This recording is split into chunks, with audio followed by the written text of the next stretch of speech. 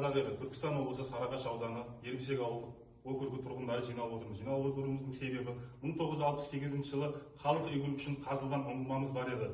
2001 жылы сол ұңғымамызды жеке кәсіпкер 25 жылға жалға алған. Алайда біз 1968 жылдан бері осы халық сол суды ауыз су ретінде пайдаланып келгенбіз. Ол су ауыз су. Және сол 25 жылға жалға алған кәсіпкер күні кеше 26 сәуір күні олардың жалға алу мерзімі аяқталды. Аяқталған күні 26 сәуір күні олар суды жауып қойып, 2 күн су бермеді. Түркістан облысы әкімдігі, Сарыағаш ауданы әкімдігі және Арал-Сырдария инспекциясының жұмыс жасау нәтижесінде бізге 2 күннен кейін су қайтадан ашылды. Қазіргі таңда су ішіп отырмыз.